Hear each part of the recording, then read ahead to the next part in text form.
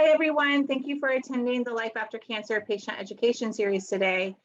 We welcome back Janny Adkins, who's a registered nurse, a Reiki master teacher, certified holistic nurse, and a certified clinical aromatherapy nurse. Today, she's going to talk about aromatherapy and how that applies to our cancer population. Thank you, Janny, for coming in and talking with us today, and I'm gonna let you take over. Thanks, Heather. It's always a pleasure. And I'd like to say a big welcome to everybody that's joining us today. And I am very excited to be sharing this information with you. And with that, I'd like for us to get started. So I'm going to share my screen with you all.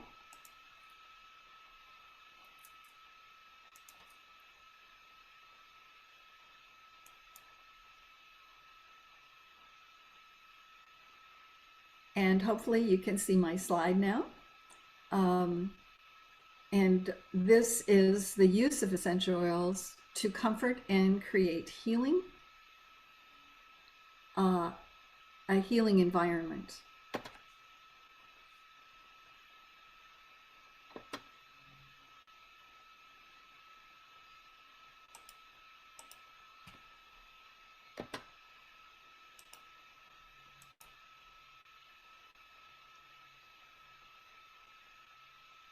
So this is where my love affair with essential oils began.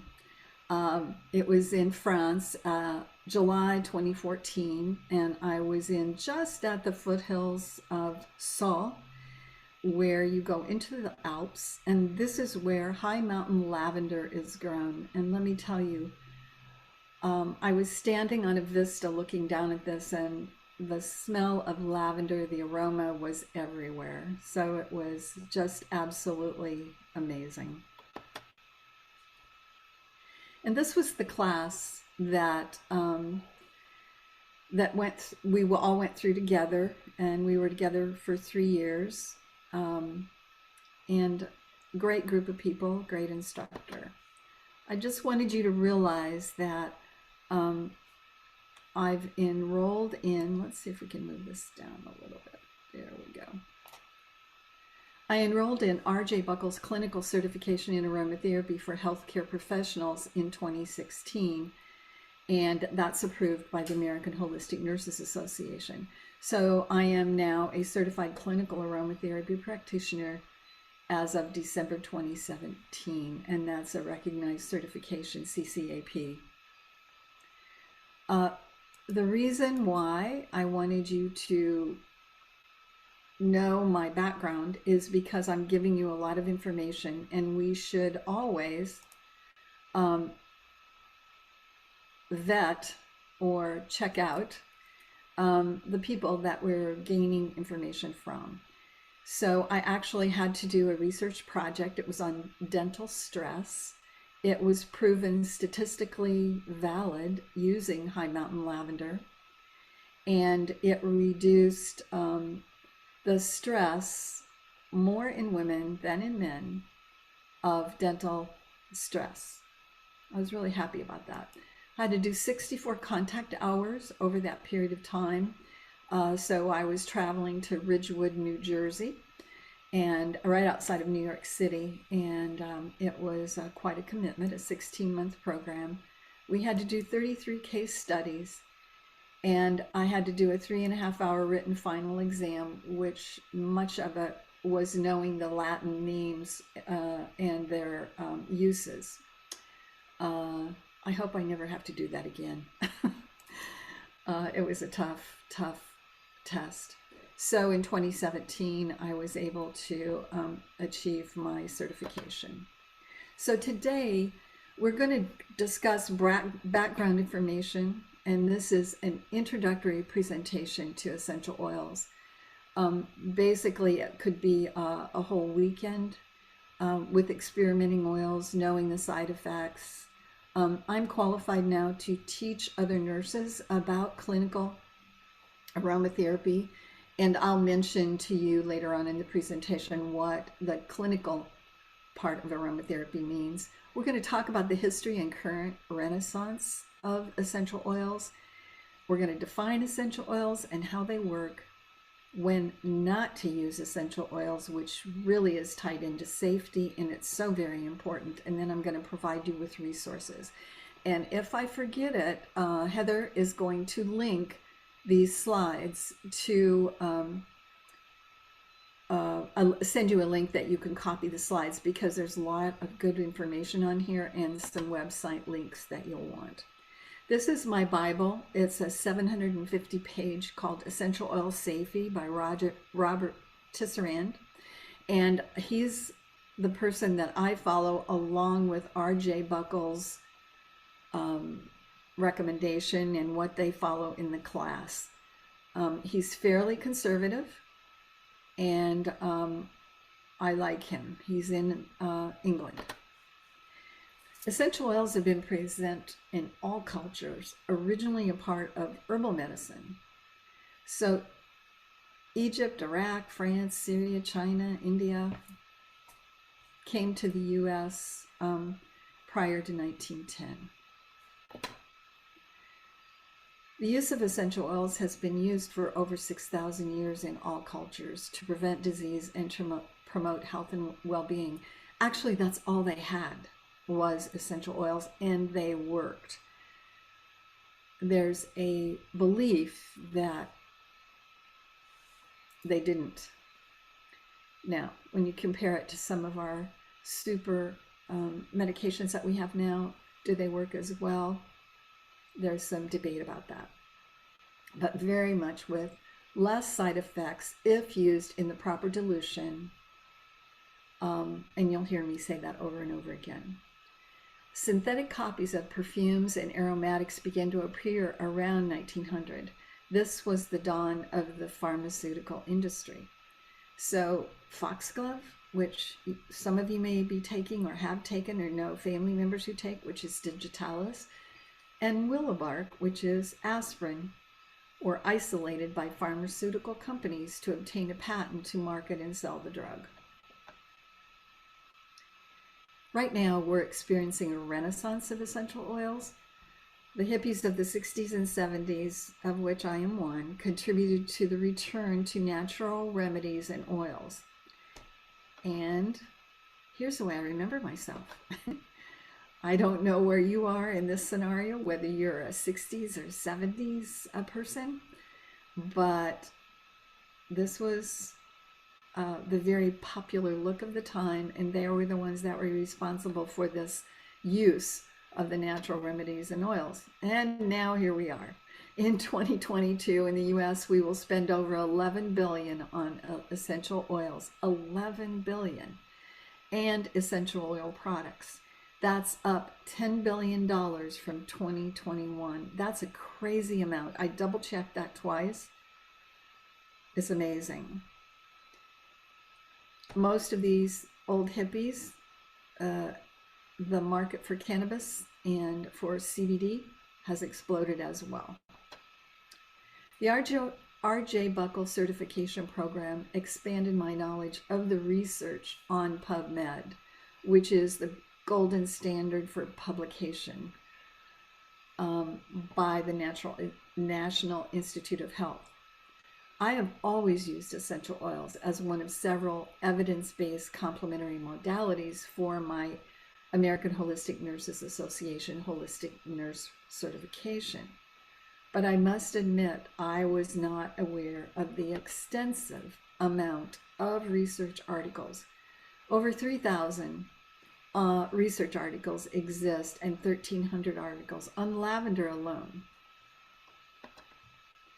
Research does exist. The uses for essential oils recommended are research-driven, conservative, and recommended by the R.J. Buckle National Certification for Healthcare Professionals. And I'm speaking for myself, the oils that I recommend. I also, in combination with that, follow Robert Tisserand's recommendations. He is an internationally recognized expert on safety and essential oils. Not all healthcare facilities or hospices, which include hospices, offer an essential oil program. But good news is Baptist MD Anderson does. Changing healthcare attitudes, popularity of essential oils, and a desire to embrace complementary therapies have motivated some medical centers, hospices, and clinics to include a clinical aromatherapy program. What many of them realized is that people were using essential oils safely or unsafely, and they were coming in into the hospital and were still using those oils. And essential oils have the potential for impacting the way medication that is prescribed is metabolized in our body. Medical teaching institutions include information regarding essential oils on websites in their day-to-day care of patients and families, and graduate level courses on essential oils. Some of them that I have noticed are the University of Maryland, Mayo Clinics, MD Anderson, Baptist, University of Minnesota, and Pennsylvania are some examples. There are numerous hospitals that are including essential oils, and National Cancer Institute has aromatherapy with essential oils. They have quick information about that. This is a resource you might want to check out. They list on their page overview, questions and answers about aromatherapy, current clinical trials, and general CAM information, complementary alternative medicine, and complementary and alternative medicine are used interchangeably, but they really are not. Evaluation of CAM therapies and questions and answers. So, as I mentioned, ever increasing. These are a list of the hospitals that I've found that have full-blown aromatherapy programs. If you were a patient there, you could ask for a consult for their clinical aromatherapist or their volunteers. Nathan Adelson Hospice in Las Vegas is one of the major hospices that uses aromatherapy. Holy Redeemer, Suncoast, I can't talk today, Suncoast Hospice, Clearwater, St. Pete is a big hospice that uses and offers clinical aromatherapy. R.J. Buckle said most U.S. hospices allow aromatherapy and many have their own program. About 86% of the hospices in Washington state. Everything was going fairly well until 2019 when the Joint Commission came along and made a statement that kind of shook the roots of these clinical aromatherapy programs in hospitals. And they said an essential oil used for aromatherapy or products that contain essential oils like soaps, lotions, massage oils, etc. are considered a medication by the Joint Commission and therefore subject to requirements found in the medication management chapter. What that means is that nurses and clinical aromatherapy programs can no longer tell a patient that the essential oil, even though it may be proven by research, that the essential oil is going to help with nausea, going to help with vomiting, going to help with pain, going to help with anxiety, depression, etc. If they do that, then a pharmacist has to distribute. But what a nurse can do is say that I have an oil, an essential oil that may provide comfort and help create a more healing environment for you. And then if they, for instance, took the essential oil because they were experiencing nausea and the nurse asked if they were feeling more comfortable, and they told her that, or him, that the essential oil like peppermint or ginger helped with the nausea or the anxiety or whatever they were asking it for, the nurse can then chart that. They just can't promise or recommend an oil for a specific clinical symptom. The interesting thing is there are types of aromatherapies and uses of essential oils. One is aesthetic aromatherapy. I think the majority of people are familiar with that. It's just for the pleasure of aroma, something like jasmine for the perfumery effects of that. What I always used prior to being certified in clinical aromatherapy was holistic aromatherapy, and that's a term used by many aromatherapists. And holistic refers to body, mind, and spirit, and may be an add-on therapy used to relax a client. Massage therapists, energy healing, and guided imagery all often use holistic aromatherapy. But what I've been trained in and continue to provide is clinical aromatherapy, and that is the use of essential oils to target a specific clinical symptom and then measuring the outcome. So as a clinical aromatherapist, if I were working with you, I would ask you, if I was not in the hospital, I would ask you what symptoms you would like to alleviate or improve. I would ask you to rate that symptom, for instance, nausea, on a scale of 1 to 10, and 10 being the worst and 0 being none. I would administer the essential oil through inhalation, and then I would ask you to rate that within 90 minutes. Actually, that oil is in your body once you inhale it within 90 seconds. So what is an essential oil? That happens to be peppermint right there.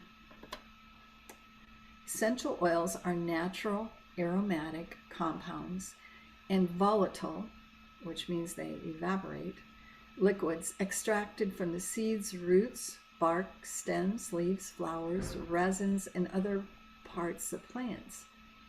However, natural does not automatically mean safe. So how do they work?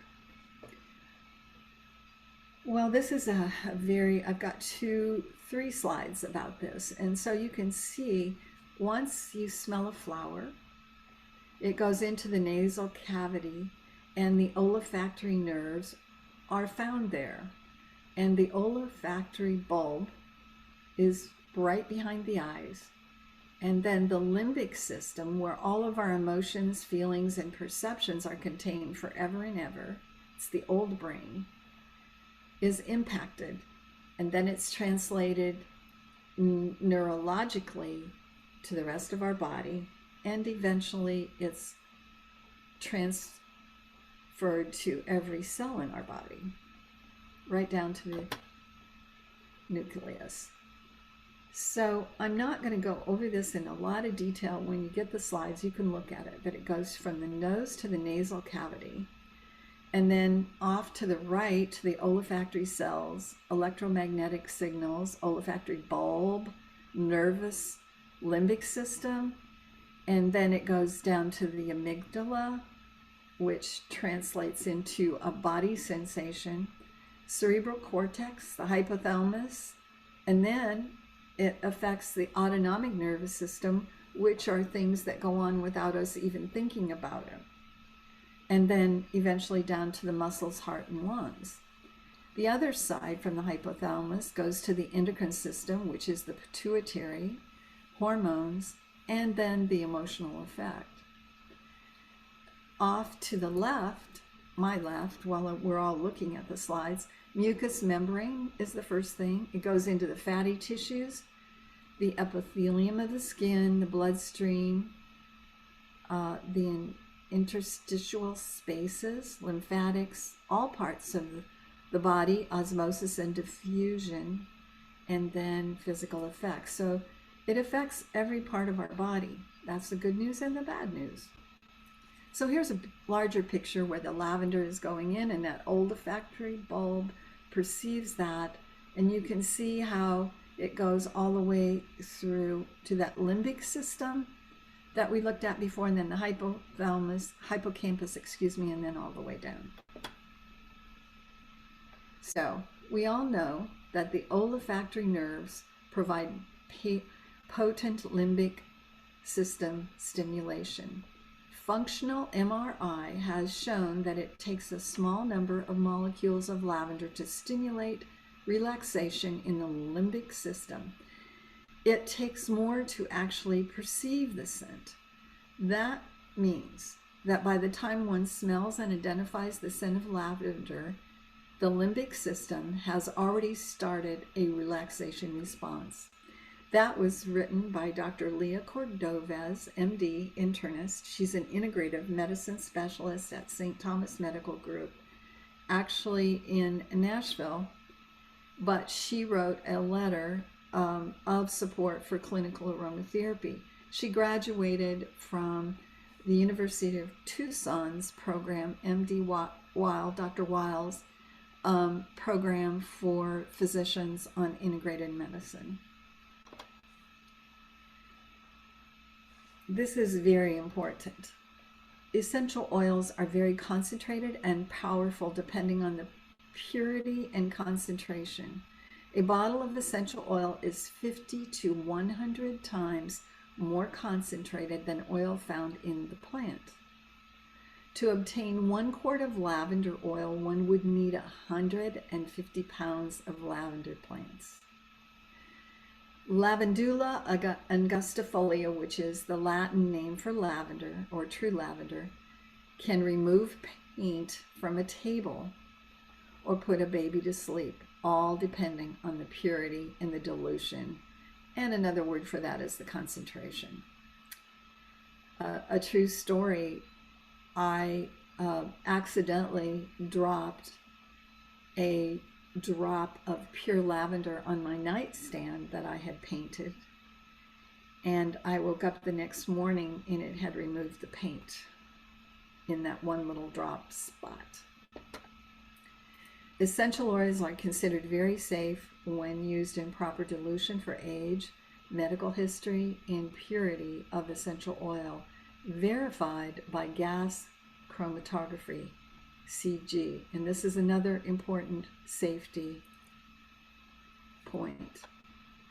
To ensure pure oil, look for companies that, 1, have experience in distillation processes, have published essential oil research that is significantly recognized and involved in the farming process through inspection of suppliers.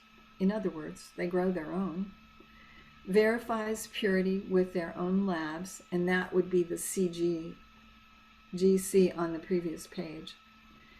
And that the essential oils smell like the plants of origin and vary from batch to batch, and is willing to share the results from the tests their EOs have undergone to ensure purity and authenticity. And that's why we recommend that you look for GC-MS analysis. And this comes from Tisserand. He says it will help you identify most volatile compounds, indicate percentages with reasonable accuracy, help confirm botanical source, if there's any contaminants or adulterants in it, detect oxidation, and compare similar essential oils and distinguish between a distilled essential oil and other extracts. It does not detect pesticides, does not detect non-volatile compounds, determine whether a single compound is naturally synthetic, or tell you if the oil smells good or not. I use organic oils for the clear reason that I don't want any pesticides on the oils. Because if you have a pesticide or other dilutants that have been added, then when the oils cross the blood-brain barrier, those dilutants and pesticides go right along with it into your body.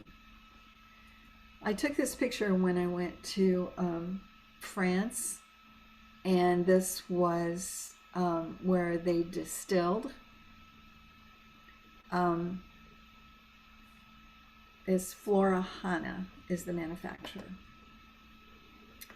Now I'm listing and providing you with the approved suppliers of essential oils for certification due to purity in their use of GC.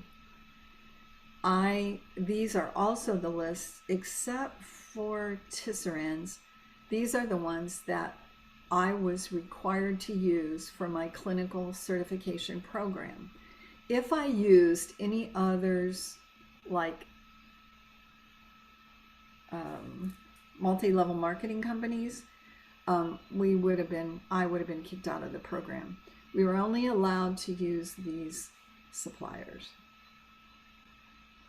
Tisserand wasn't on our list, but he's since started a clinical aromatherapy program where he provides oils that he recommends through his own company. This is important. Risks need to be balanced with benefit. If every substance that has caused at least one known allergic reaction was forbidden in personal care products, there would be no personal care products. And if every essential oil was used at a level that presented zero risk, there might be no benefits at all.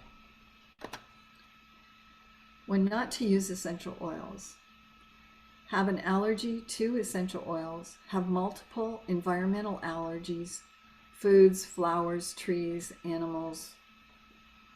You have to be very, very careful when you use essential oils.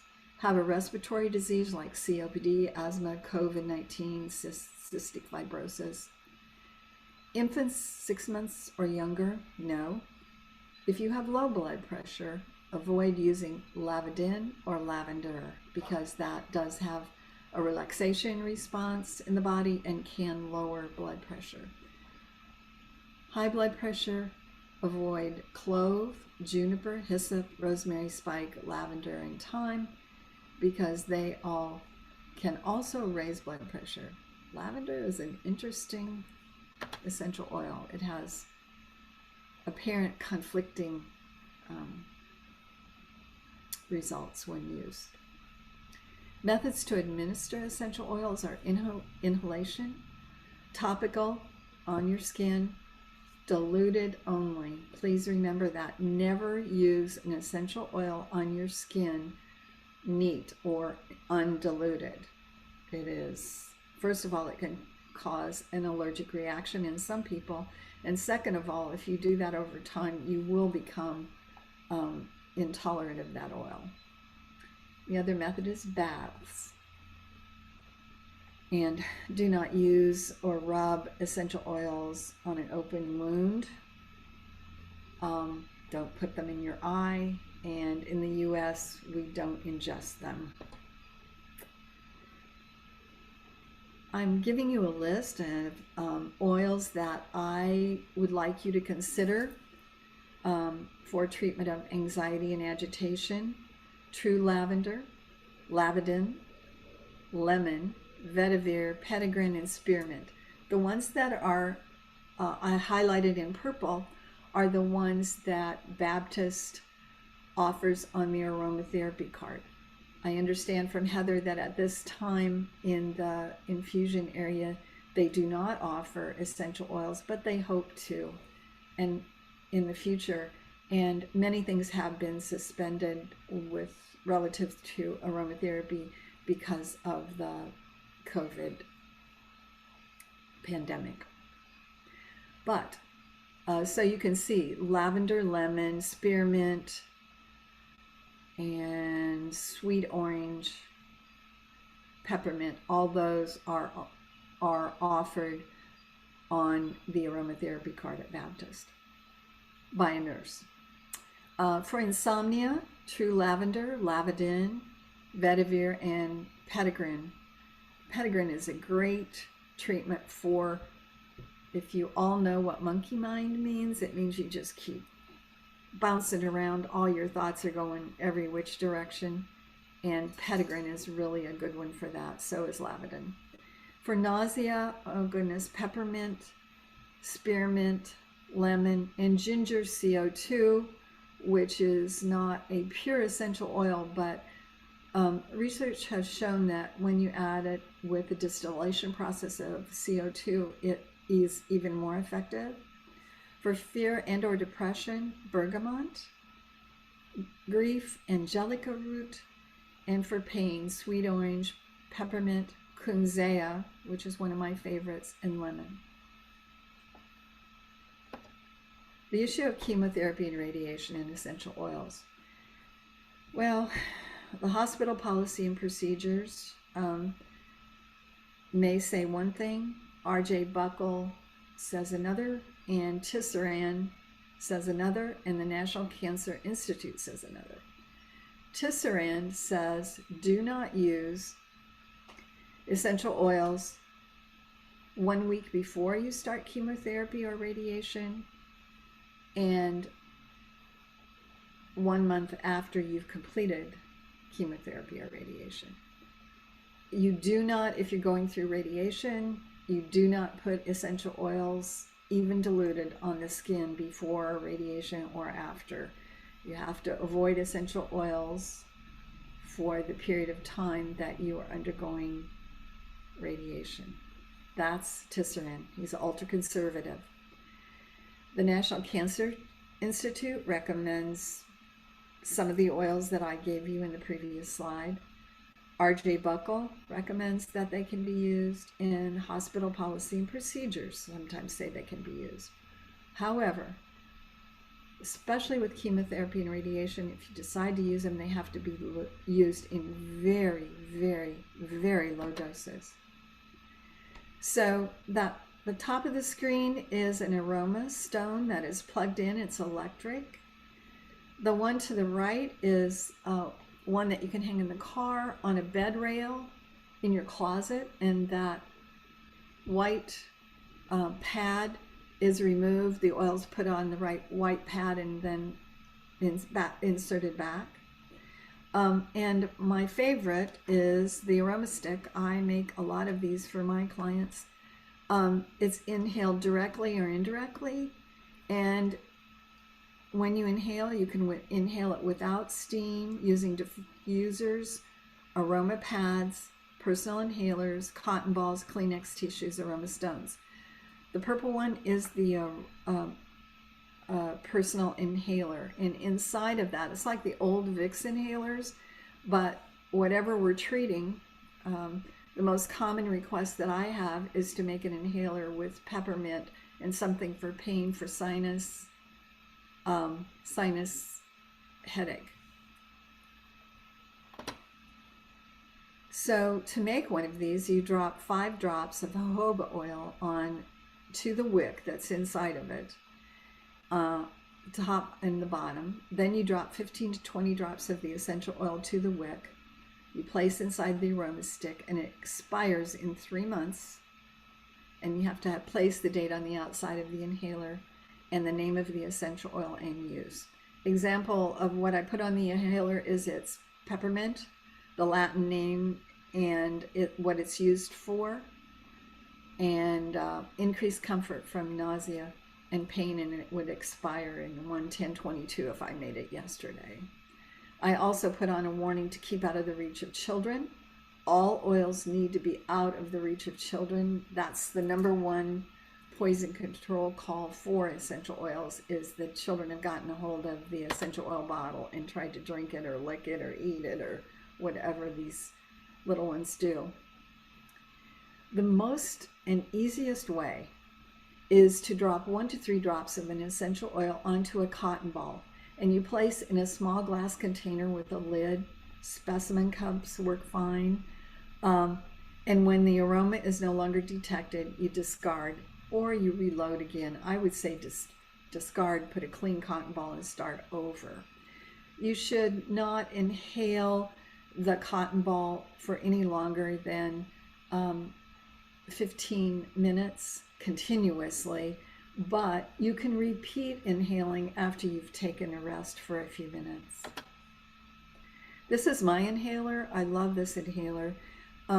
This is from Florahana, as you can see, and if you can look up at the top, it's an intermittent diffuser, because you're supposed to diffuse for 30 to 60 minutes on and 30 to 60 minutes off.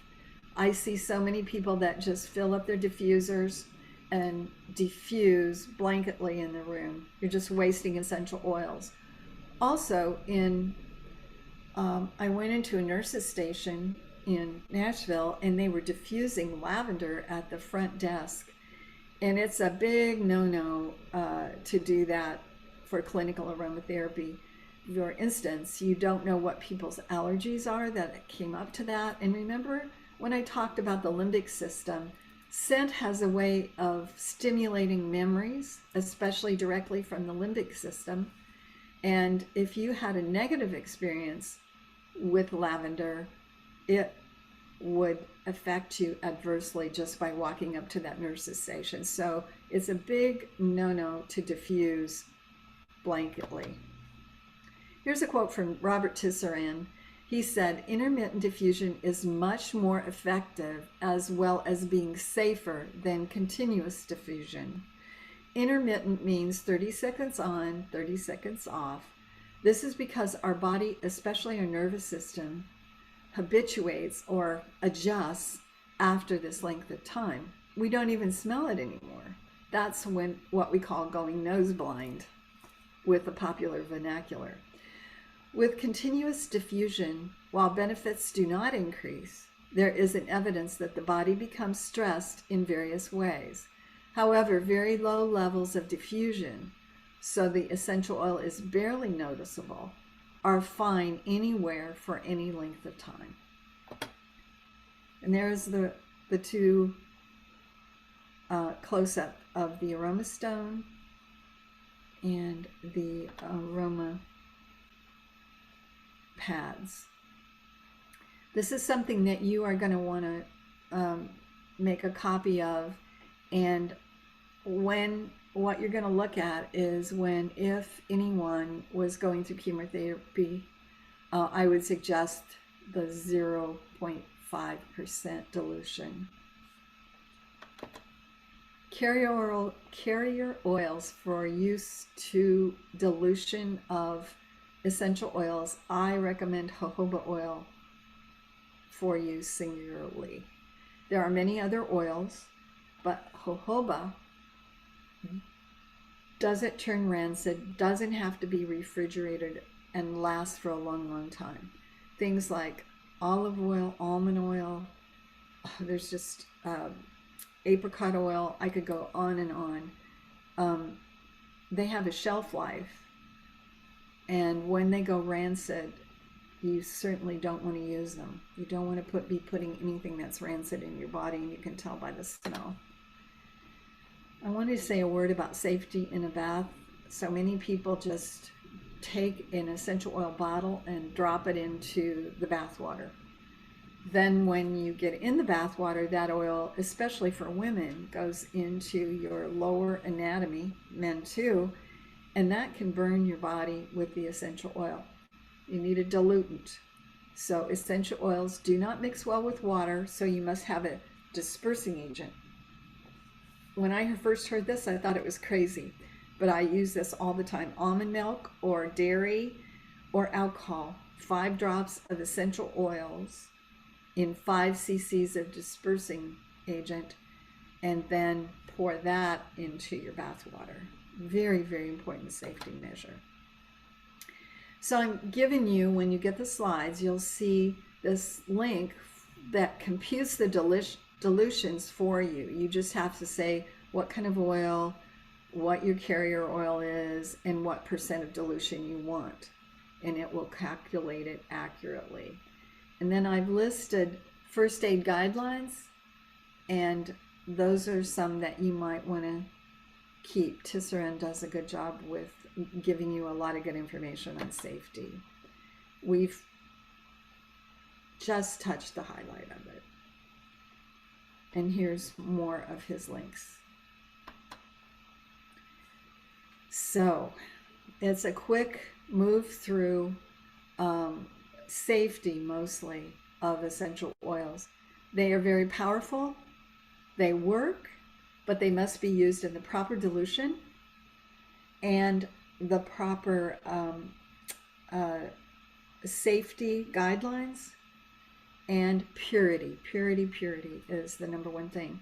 If you email me, I will send you a copy. I think Heather said that she was going to send you out a link. If you have any questions, feel free to call me.